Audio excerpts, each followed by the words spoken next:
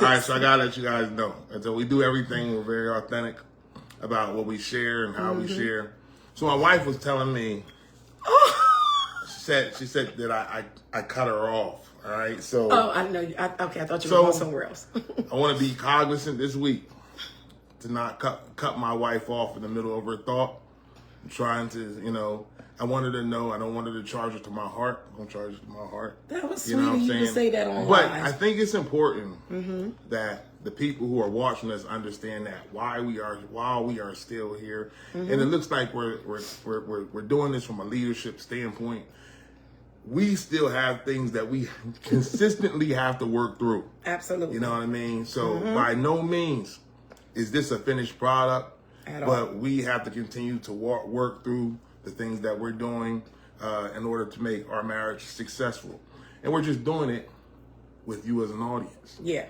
You know what I mean? But I want you to be encouraged that, while you're maybe going through something and trying to work your way through whatever situation you and your mate are working through, we too are working through some things. So I'm going to be cognizant about not cutting her off tonight. So, babe. It's grace. Babe. Yes. That was sweet. Yes, it was. It was sweet. Were you working? Did you plan to do that? I didn't plan to do it. No, but I want you to know that when we share things, I hear things. Right. I'm trying to put those into practice. So that was dope. Okay, so do you remember anything I said? Do I remember anything? Anything I said? Remember anything I said about this? I don't just I was gonna say what? Okay. Anyway. That was sweet. So now we're moving on. Someone said that's so thoughtful of you, Pastor. It was. It was very thoughtful. Veronica said, love that. Proud sister. So we have things going on both screens, y'all. We got Facebook going on and we have TikTok going on. So work with us. If we're missing you, it's not because we mean to. We're just trying to get things together. We'll definitely get better. Yeah, we're getting better. As we go along, like I said, the whole cutoff, seeing half of us on TikTok, it is what it is, but y'all just chime in. So tonight our discussion is unequally yoked. And okay, so I'm afraid to admit something, but for the sake of being transparent, now whoever judges me for this, as Deacon Ronnie always says, you're not on here for the right reasons. You're not here for the right reasons. Right. So all of my spiritual life, I am today years old, finding out that the yolk from Unequally Yoked is not an egg. Proud of you for sharing that. Okay, wait. So wait. Let me give it in context so people don't think that I just don't know. So gotta be able to laugh at yourself sometimes. You know what I always knew what Unequally Yoked was, like biblically, like I always knew like the foundation of what it was. But for some reason, when I thought of Unequally Yoked, I just automatically thought of an egg, right? So I'm gonna show you something though. So what? If that was you as well, can you please acknowledge on here and let her know that she's not the only one? So wait, I really don't think a lot of people really know what it is. Love everything you guys do for the community, and thank you, Miss Kiki. Oh, you're welcome. Listen, I did, and honestly, again, I really knew foundationally, but then when my husband said to me today, he's asking me these questions, and he goes, and something about a yoke, and I'm looking at him like, is this a trick question? And he begins to tell me what he's going to tell y'all, because we're going to go over what the yoke is. Yeah, no doubt. Yeah, and I'm like, what? And he's like, you're not being serious, are you? And I said, yo.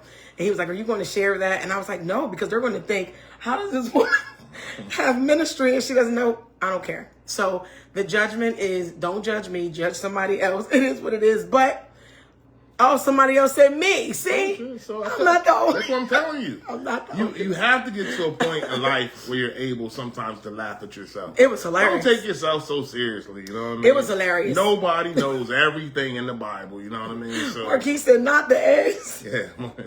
You know, I don't know why my mind automatically went to eggs. Like it was like the how the yolks of the eggs either come together like to crack an egg. You're not going to be able to divide that easily. Like in my own theory of things, even knowing what it meant, that's just what I came up with. But anyway, today, you know, being in ministry, having a ministry, I actually openly said this.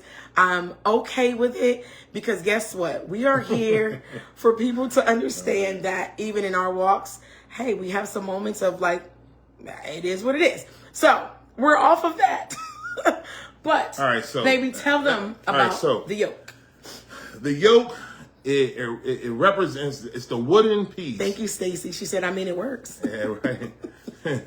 The yoke is the wooden piece that you place around either the horses or the oxen's necks that keep them together so that they can move in the same direction. All right. So it's like a wooden piece that goes like this. And then it has the places where the head's at. And then, right. Okay. So, and then oftentimes you see these things are attached to wagons or whatever. All right. So being unequally yoked. Okay. And we have to consider that not just Christians watch our show. Right. All right. So I don't think that being unequally yoked is solely a Christian thing. I think that you cannot be in church at all and still marry somebody and be unequally yoked. Right. Okay, so we're going to hit it from different angles tonight. But if you have two horses who are bound together by this yoke, if one horse is stronger than the other, the yoke is not going to work effectively. Not only is the load that you're carrying in the back of you going to be heavy, but oftentimes if one horse is stronger than the other, they end up bearing the weight of the horse that can't carry the weight. Okay? So being equally yoked is being able to move at the same at the same pace, in the same direction, pulling the same load. Amen. Okay? So sometimes you have a horse and you'll hook up a donkey next to the horse. And you'll say, well, both of these animals are strong. They may be strong, but their natures are totally different. That one. Okay? So the horse may say, well, I can hook up to this donkey because we're both strong. But don't you know a donkey's nature is working when it wants to work and when it don't want to work? Right. Okay? So you have, excuse me, I have a little cough, so that was my, yeah. So you have to be hooked up with something that is in the likeness of you. Otherwise, you're going to wear yourself out. So you say to yourself, well, you have people say, well, I'm getting tired of this marriage. I'm so tired in this marriage. And you're probably tired because you're hooked up to something that does not have the same abilities as you have. Ooh. So not only do you have to pull your weight and the weight that's attached to you that usually comes in the form of family, but if that person is not able to pull their weight, you're pulling them as well. That's good. Okay? That's good. So just to give you an idea about what it means to be yoked together, okay? I believe that when you're in marriage, you're yoked together and God is the yoke that keeps you together. All right? Amen. So our question, and this is interactive. We know that you guys are out there and we're over here, but be as interactive as possible. Again, we're learning how to adjust and work these things, but we're going to try our very best to look on here and see what you guys are saying so you guys can be a part. So the question is, how do people find themselves in unequally yoked relationships? So for many of you, some of you are married. Some of you are looking to get married. Some of you were maybe married before and that marriage didn't work. Some of you maybe you were engaged and you've realized this is not going to be the situation. Many of us have found ourselves in situations where we were unequally yoked, right? So what do you say? Do you want to go? And we'll. Why don't you share it first? You want me to share first? Yeah. Okay, so I believe that people fall in love with potential and they dismiss patterns. I think that we convince ourselves that they're going to grow. You know, how many of y'all have been with an individual that there were red flags, there were signs, but you told yourself, oh, they're going to grow. He'll grow. She'll grow. Right? Or maybe you'll say things like, oh, they're just in a rough season. So you may see how they approach a situation. You may see how they handle conflict, and you may not even agree with it. But you're like, maybe they're just going through a season. But the worst one for me is when we get married, it will change. When we get married, they will change.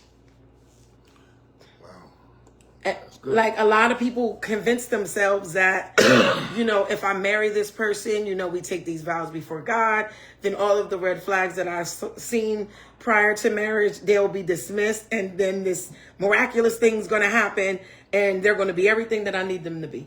That is a deception. An absolute deception. And oftentimes people will deceive themselves with that mindset. That's really good. So where'd you start?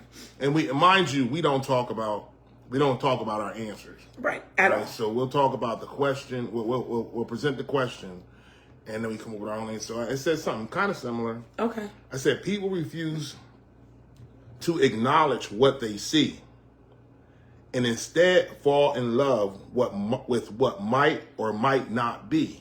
Don't shake too much.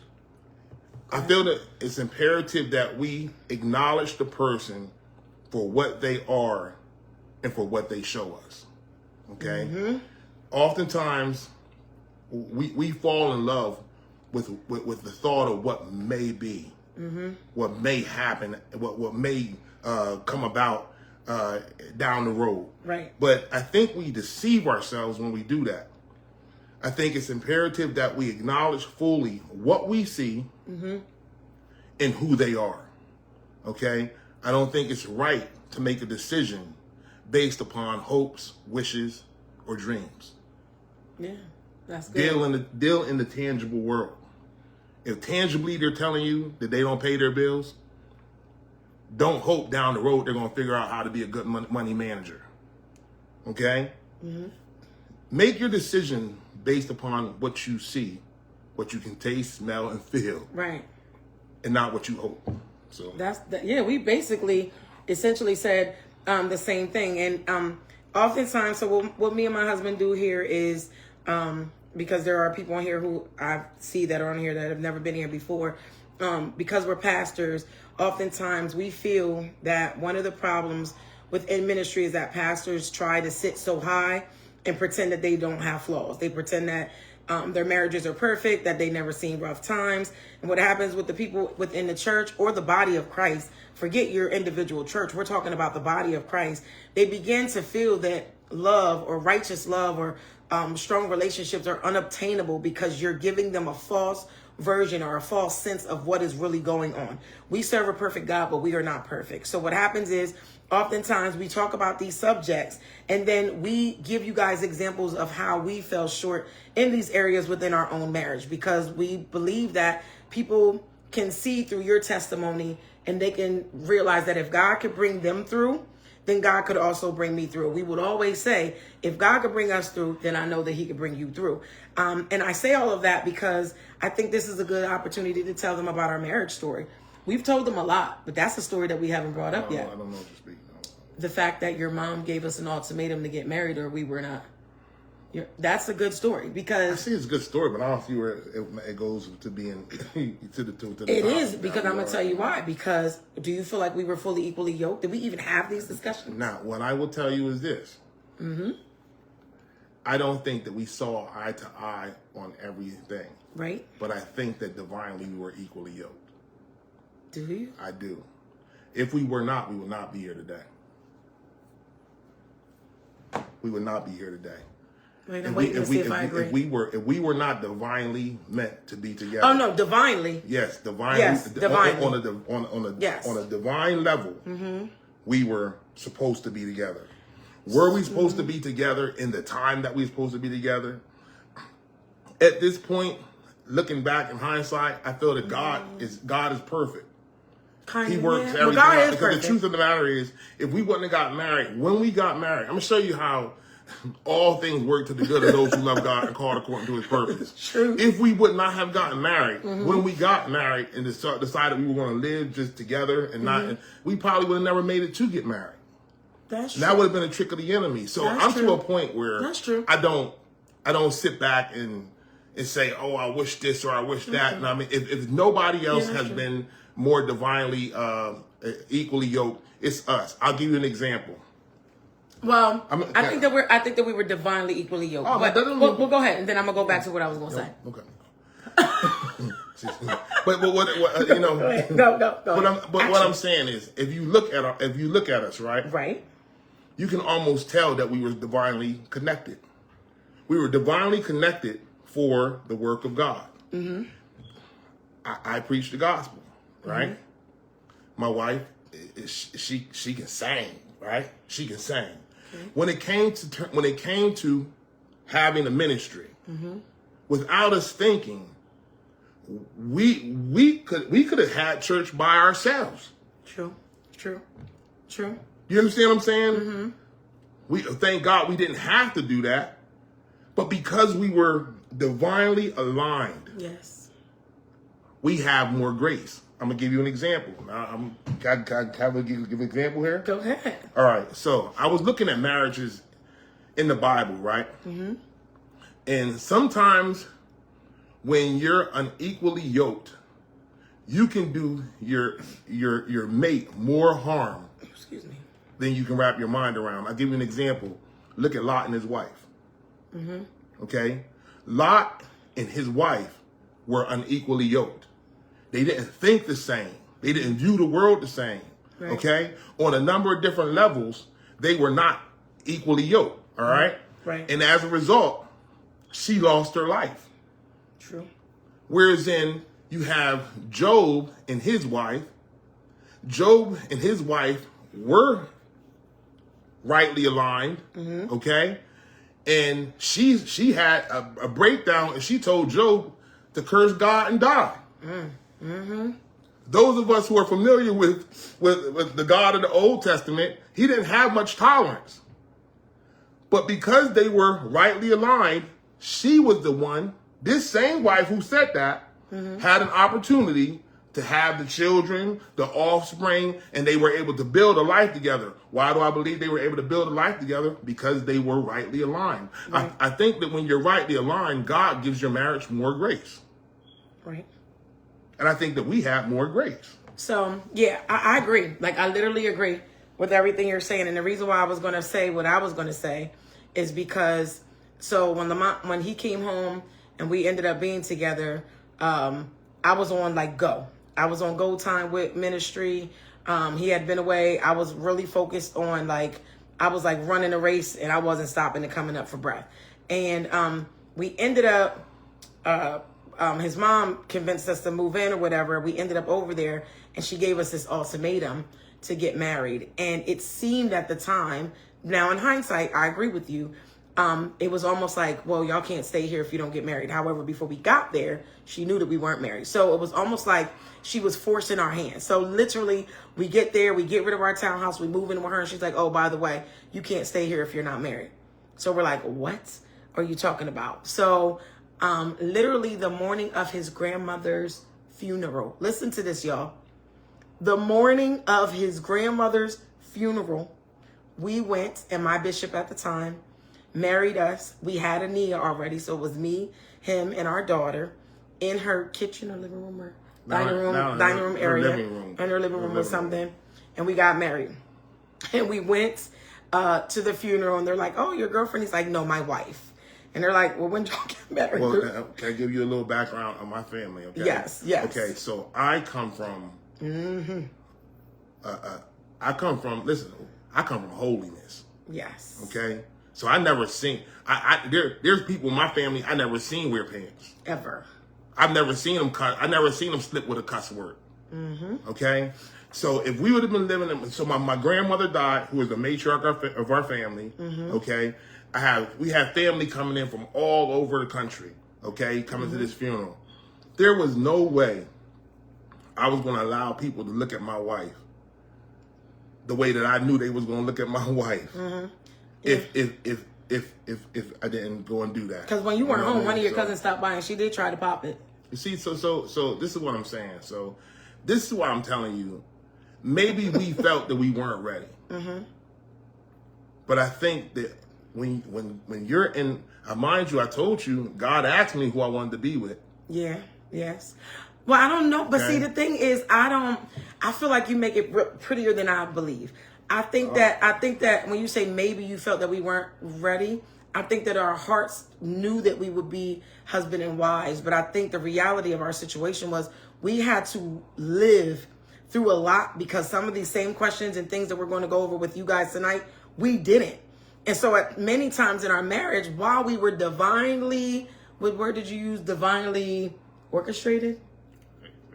Something like that. While we know that God's hand was on us, we just had to go through a lot of growing pains as a result of not going over some of the conversation that we're going to talk to y'all about. But did it work out? It did work out for the better. As a matter of fact, his grandmother on her deathbed, he asked his grandmother, he said, Grandma, I love her and I want to marry her. I didn't say grandma. What'd you say, Mama? Mama? Yeah, I didn't call you call her Mama, yeah, right? Mama. I want to marry her. I need you to tell me if this is my wife. And he left out the room. He was like, he's walking out the room. He was like, sing to her. You got to sing to her. Mind you, she was just laying there. She didn't talk. She didn't do anything. She was laying there. But this woman was 90 something years old. And she had a grip like a 20-year-old, 25-year-old man. And at first he said, Grandma, should I marry her? And she said, mm-mm. She shook her head. And then he said, Grandma, this is really who I want to be my wife. Should I marry her? And she said, mm-mm. And then he whispered, sing to her, and I'm going to leave. I'm going to leave, sing to her. And I'm like, I don't know her like that. She's just laying here. And I held her hand, and she squeezed my hand, literally tried to squeeze my fingers out of my hand.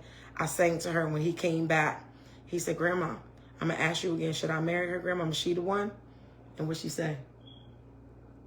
You want to say something? She said, mm-hmm. Yeah. And she shook her head. So we were definitely divinely orchestrated. However, we went through some growing pains. So, okay. So what's the next part? So we're talking about being unequally yoked. But what I want, listen, being at this stage of my life, right? Mm-hmm. I realized we went through growing pains. Yes. What I'm going to tell you, I'm talking to y'all, I'm telling you, no matter who you are, you can plan your marriage out. You can live together for 2 years before you get married. I'm not endorsing that. You understand what I'm saying? Right. You can have a fully planned out marriage and go to the great place to have everything done. And when it's all said and done, you're going to still go through some of the things we went through. That's true. You know? That's true. But the whole thing is this. The reason why I think we're together is because we both loved God. Did we serve him at the same level? No. Mm-hmm. But did you ever question, did I love him? No. And I never questioned, did you love him? You understand? So even though we were not aligned in other areas, the way that we felt about God, the way that we viewed our vows, mm-hmm. It mattered to us. Yes. It mattered. True. So you may not be equally yoked on you may not be able to check every box. Right. But I'm telling you, if you can check the God box, he can keep you. That's true. He can sustain you. You know what I mean? And I think it's important to not just, show ourselves as what we came through, but to show the fact that sometimes, man, that God can bring you through. That's right. If he's the third strand in your rope, he can sustain you and keep you. You know what I mean? And that's sort of what there was a time where I felt like my mom shouldn't have done that. But those are during the days when I thought I wanted the divorce. In hindsight, I'm glad my mom did it. And knowing my mom on a deeper level, I think that she calculated some things that we didn't even calculate. So when Pastor Stacey said the yoke doesn't make the plowing easy, it keeps it balanced. There you go. That's truth. True. That is so true. So now you had a card over there. Did you have notes? I always have notes. Oh, excuse me. But So one of the things though that I was going through when I was like just thinking about the conversation about being unequally yoked was like different forms and ways, because oftentimes people think that it really is just about do they go to church or do they not go to church, or how, you know, how do they serve God, or, you know, different things like that. But being unequally yoked is deeper than just those things. It's greater than just, you know, do they or do they not go to church. You know what I mean? Sometimes you have to get deeper. Like, do you serve God? It's not so much do you go to church. Do you honor God? Do you allow God to correct you? These are questions that some people, I think, don't consider. It's very, very surface. But there are also other things like mentally unequally yoked. There's ways that people can be mentally unequally yoked. Yeah, I have a few things that I to look at in terms of that. But I also have another point. I think that we convince ourselves that in time we or God will get them right or fix them. Yeah, and that's this true. mindset in and of itself is not only not wise, but listen here, it's not biblical. Okay, when entering into marriage, we should never marry what we know will be a project. Oh, that's kind of what I have right here. I said you can't build on potential. We build on who a person is consistently, which is who they really are. I said we should never do this because at the beginning of marriage, listen to this, in most cases, we don't rightly know ourselves. Yeah, that's So oftentimes we feel like we can make them. But the truth of the matter is we haven't even mastered making us. That's good. How are we to think we can pull others to where they are supposed to be when we ourselves are far from a finished product? Ooh. So That's good. I believe we should align with our mates on 3 different levels. Okay? So we know, obviously, Excuse me. that spiritually, we should align. What do I mean when I say spiritually align? Okay? I mean that you're going to have problems if you're a Christian lady and you want to marry a Muslim man because you think his beard is sexy. It may work for a second, right? But what's going to happen is eventually you're going to have children. And it's going to cause there to be a problem. You're going to make people have to pick a side, okay? And God never wanted us to enter into marriage to have to have our children pick. This is why he was so upset with Solomon when he told Solomon not to marry outside of his race. Because he knew eventually either they're going to pull him away or he's going to draw them. And the one that's stronger wins. Go ahead, baby. Oh, no, I mean, I didn't have anything on that one. I broke mine down just a little bit differently. Like, I went into mentally, emotionally, spiritually. One of the examples that I was thinking of with being mentally unequally yoked is that one person wants to heal and the other person avoids accountability or growth. I think that that's a heavy one when we're dealing in marriage, because when we're talking about being mentally unequally yoked, it's going to be very difficult in a relationship if one person is trying to heal and work through their traumas and trying to move forward, but the other person is really stuck on where we were and how we're going to just remain in this place of this is comfortable for me. Or it's even as hard when one wants to talk through issues, but the other shuts down or deflects.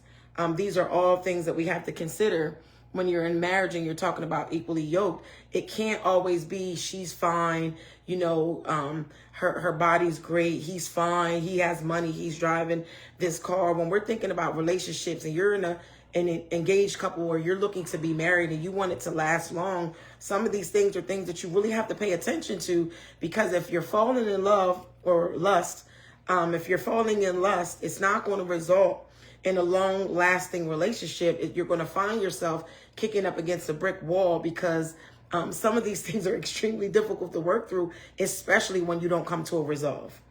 So this is kind of where I went with that one. So So I'm not sure I said where you went. something very similar. I said that I believe that we should align, and I gave 3 different levels that you should align with somebody on. Okay. There may be more than that, but I'm just giving you 3. Okay. Right. So obviously, spiritually, I think that you should align with the person, and like she said, that doesn't mean because he goes to church and I go to church, then we're spiritually aligned. No. Right. In your church right now, you're sitting around people that go to church every week and ain't saved. Facts. Okay? And I'm talking to people all over right now.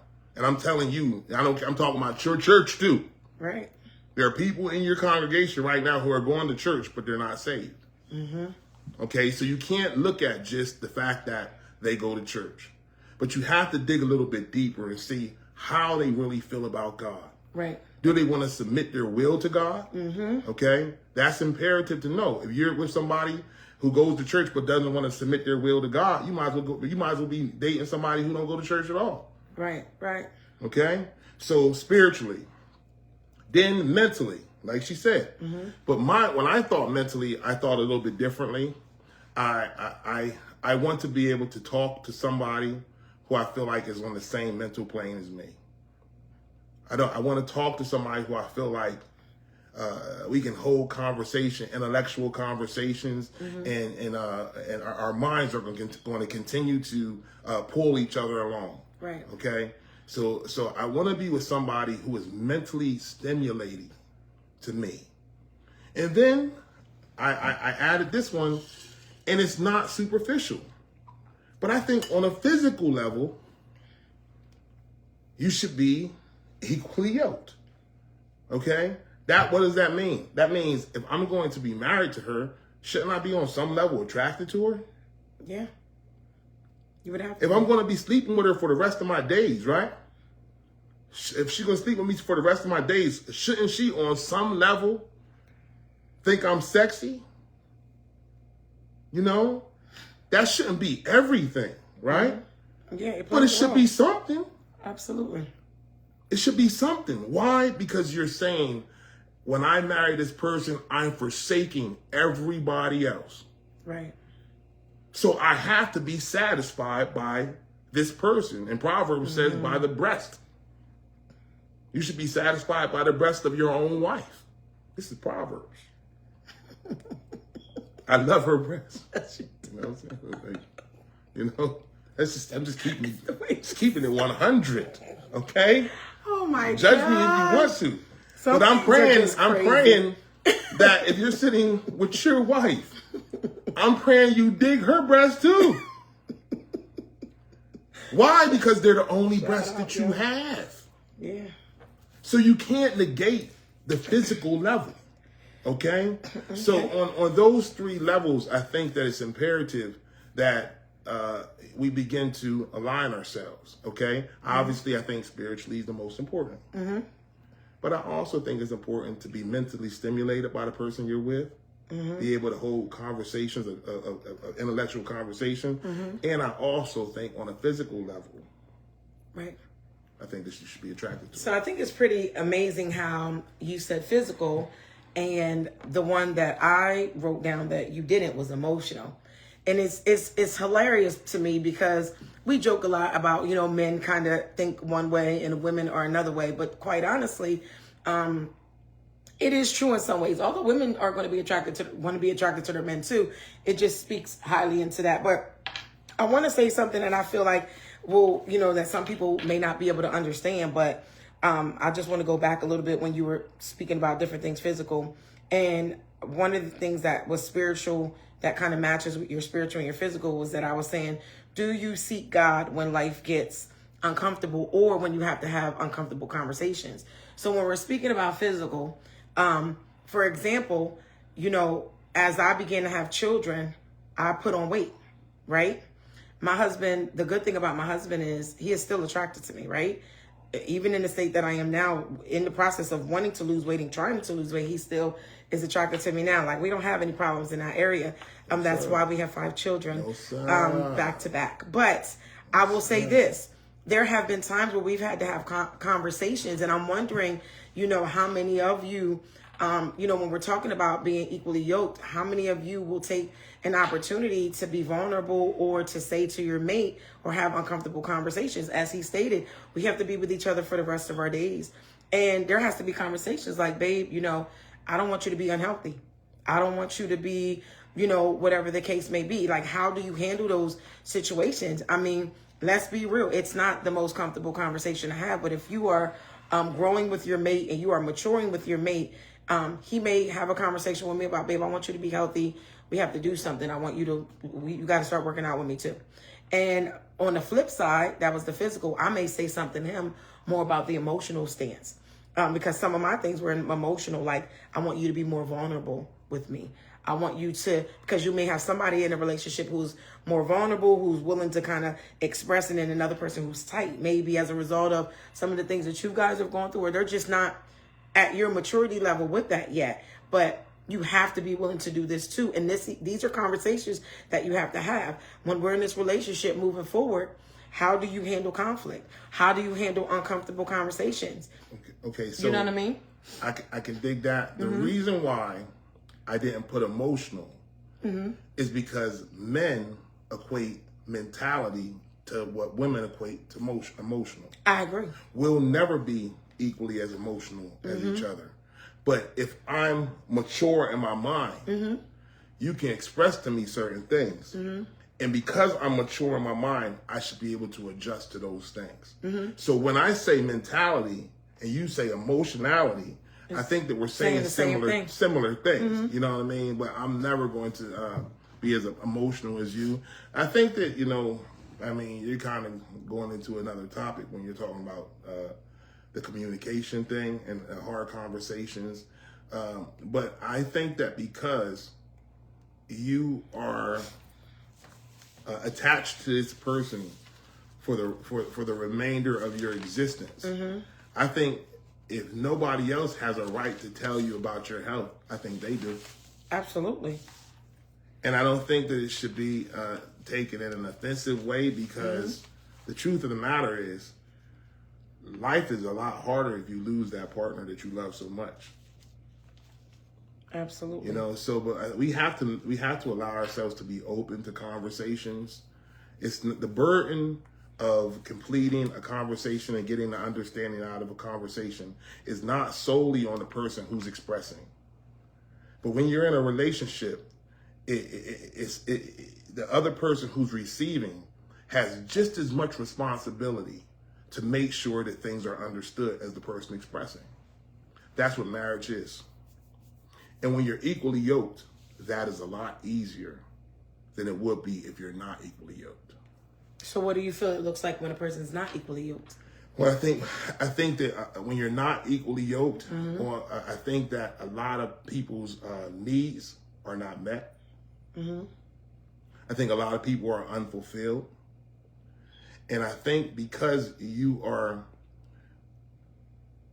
a strong horse that's attached to maybe a weak horse, that strong horse tires out faster because they're doing more work than they're supposed to be doing.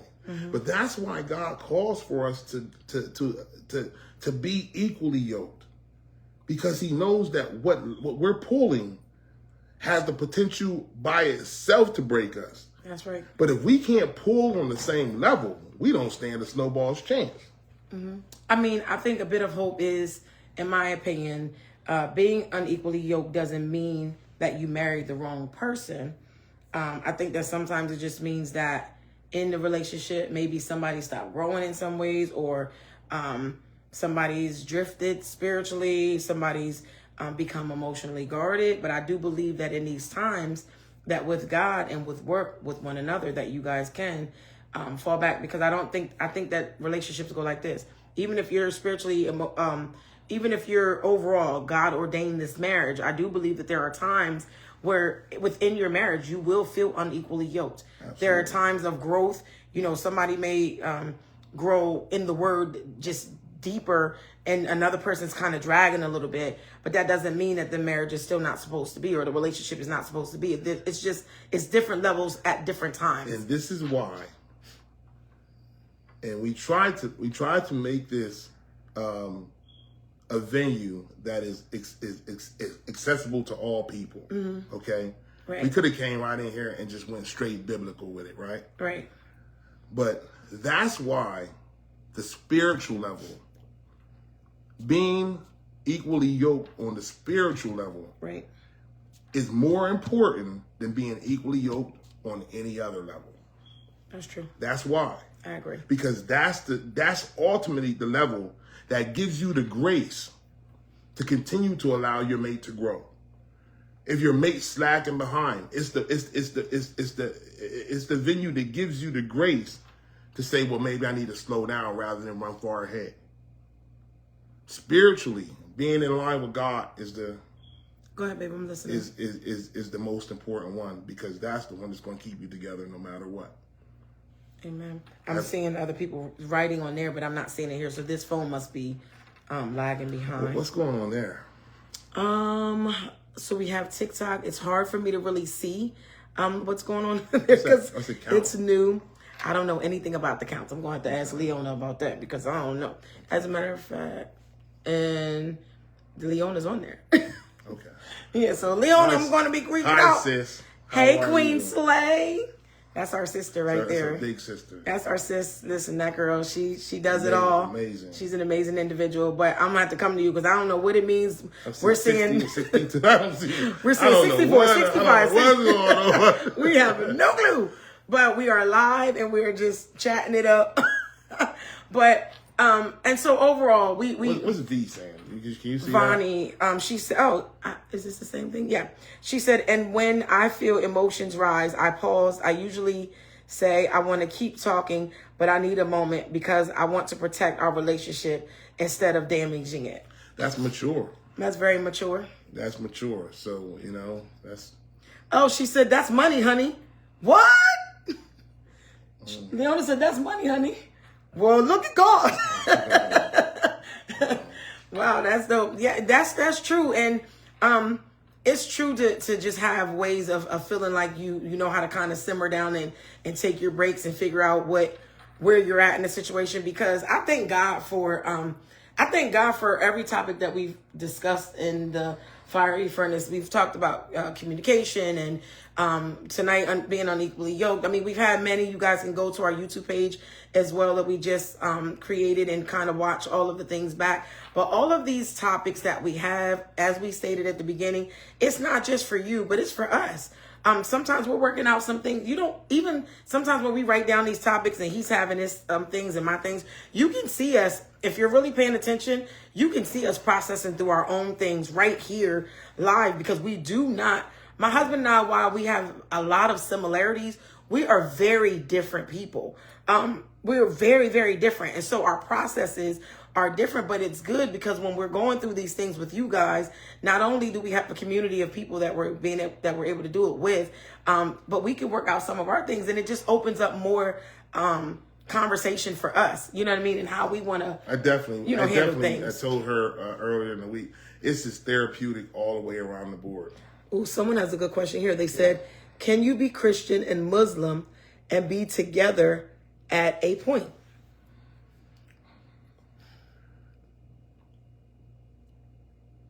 Are you thinking? I already know. Are you trying to figure out how to word it? Yeah. Okay. So listen. I believe that you are asking a lot of yourself when you do that.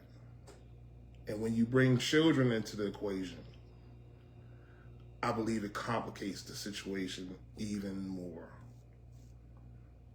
It's one thing when we look at each other's gods in the same way. But Muslims and Christians do not look at each other's gods in the same way. So while I won't say that anything's impossible, I would say that it's going to have to be. Yeah, that's what I love about that question is, That's a real question. And let me tell you something. This is not the first time we've heard it. And we both have had this conversation individually with people, like while we weren't even in present, and then with people around us. One thing about my husband and I, that most people, if you know us, know is that we respect you for who you are and what you stand on. One thing that we say is stand firm in what you believe. We don't believe in bashing anyone's religious preferences or who you believe to serve. That's one thing that you'll never get from us, right? Not what we're here we're just for. we're not here for that. But what I will say, because the question was asked to both of us, what I will say is this. As a Christian, right? When you're raised as a Christian, and we're both Christians, so I can't really speak to anything else. But when you're raised as a Christian, we believe in Jesus Christ to be our Lord and Savior. When you're raised in other religions, they don't necessarily see Jesus the way that Christianity may see Jesus, right? So what happens if I get sick and I go in the hospital and I need someone to pray for me? I want the person that's praying for me to be praying to what I believe is my healer, my protector. You know what I mean? And so it becomes very hard, because how do you then stand firm in that? Can you love a person and be of a different? Absolutely. But if you're asking, can they be married? Well, yeah, they can be. There's plenty of Christians and Muslims married. There's a lot. I'm sure it's happened. Yeah, it's happened a lot. But if you're asking us if it's going to be a hard road, it's going to be a hard road. You know why? Because I want you to go back to initially what I said about that yoke. There will come a time where you're being pulled one way, and they're being pulled another way. Right. What happens to the work? What happens to the cart? Yeah. So these are things that I think that, before you enter into relationship, before you enter into marriage, we're called to count up the cost. These are the things that you need to count up. What's going to happen when we have a kid? Am I, as a believer, as a Christian, or a believer, am I going to be okay with my husband telling me that he has to go or she has to go with them to? Am I going to be okay with that? Yeah, that's a challenge. You see what I'm saying? Mm-hmm. So I'm not telling you what you can or what you cannot do. What I will tell you is this: yokes work better when two horses are moving in the same direction.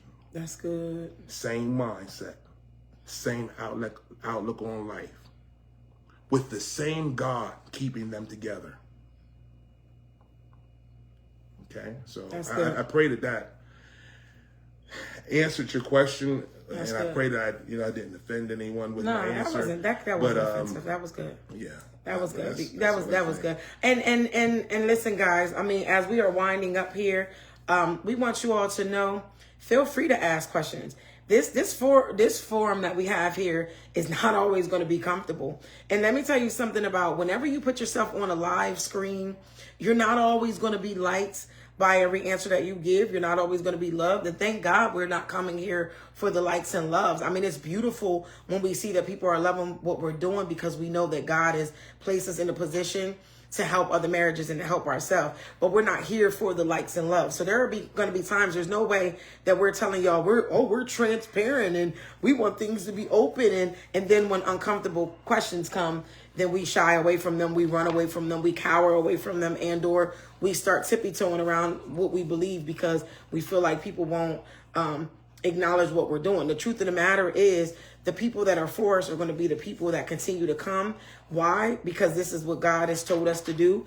And as long as we continue moving forward, lives are going to change, including our own. And so we thank God for that. I thank God for the person who asked that question. I apologize. I didn't see exactly who it was. I just saw the question, but we hope that you understood everything that we were saying. And we hope that it's something that you will be able to take with you and helping you to make a decision, whatever your decision is. I think it's always cool to shoot it off of different people. I wish that we would have been able to do that a little bit more earlier in life. But I have something here. Let me see something I can share this. I want to share something that I wrote earlier this week, and it's kind of speaks to what she's saying. It says, grace to all in Jesus' name. When God places upon your heart to say or address something in person or on Facebook, please understand that just because people don't like it or love it does not mean your message is not effective. Most times when God is really speaking through you, you're going to say something people don't want to hear. Mm-hmm. We live in a very deceived world that believes ignorance is bliss. Don't be disappointed when it seems you don't get the likes. Just because people don't give you the likes does not mean they aren't processing your thoughts. Let the validation of your message be in the one that gave it to you and not those who choose to like it. Okay? And that's the same thing. We're on this venue because God has called us to this venue. That's right. He's called us to be authentic on this venue. We don't hide things, but we try to be very transparent. We try to share with you that even when you're in leadership, when you're leaders of people, let me tell you something. You guys your mind would be blown at some of the arguments your pastors had before they walked in the church. Ooh, because we've had them all. And we've had them, mm-hmm. Okay? And I thank God that today we're a lot better. You Yes, understand what I'm saying? But if we were to act like they never took place, mm-hmm. we're not being authentic to you. And we're causing you to live at a standard that we ourselves are far beneath. That's not right. We want to be truthful with you. We want to offer ourselves and the things that we went through in hopes of helping you to be better. Mm-hmm. And if you guys just have grace with us, we'll definitely have grace with you. Because we're all works in process. There's somebody on there that's saying, can y'all hit me when y'all are done? Because I can't see from here who you are. Hit us when we're done. Then that way we know who you are. Because I don't have a clue from here. We had to push this back so far because of the phone. But with that being said, babe, I think that was a great way to kind of wind up the conversation. What we try to share, unless there's something else. What we try to do. To the gym. Oh, so now you have enough energy to go to the gym. Yeah, I was going with the gym if I didn't have energy or not, because it was just. He came in here 3 days after going to the gym, walking around with his arms puffed out and his legs walking like he was He-Man, talking about, yeah, you see me, don't you, babe? I mean, you've already had a nice body, but you literally went to the gym for 3 days. I mean, it's great to look at, but you've been in the gym for 3 days. It's been more than 3 days. It was 3 days. And he came in here like, yeah, I'm Diesel. 3 days. But anyway, I love you. And anyway, what we try to tell people to do is check us out on platforms. So you guys, we're on Instagram. We are on Instagram. It is the THE.Yules, EWELLS, and it is the Yules 365. If you're not following us on Instagram, please go there and follow us there. We are on YouTube, the same name. So it is the Yules 365. If you are, if it's your first time here, we typically only go live on Facebook. We will now be going live on Facebook and on TikTok. So tell your friends, tell your parents, tell your pastors, tell everybody to come on and join us. But check out the episodes that you guys have missed. They are on YouTube at the Yules 365.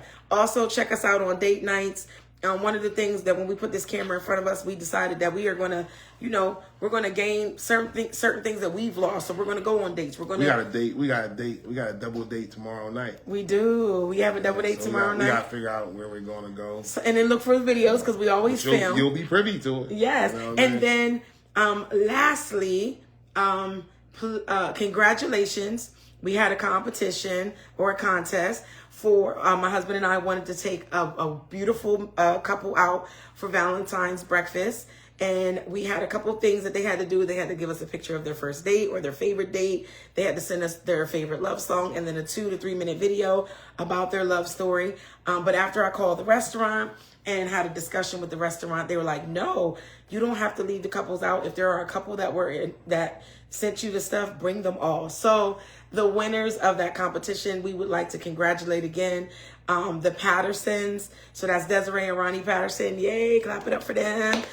We would like to thank the Hendricks. That's Gloria and Keith Hendricks. Ooh, clap it up for them. And we would also like to thank Bianca and Chink Perez. So they will be going out to eat with us. at a nice spot in Palmyra. We will take all the footage, all the film. Yeah. And listen, y'all, when we do the next contest, we need y'all to be involved. We're going to be doing lots of fun stuff. And when we do our outing, which should be coming up pretty soon with our marriage ministry, it doesn't matter what church you're from.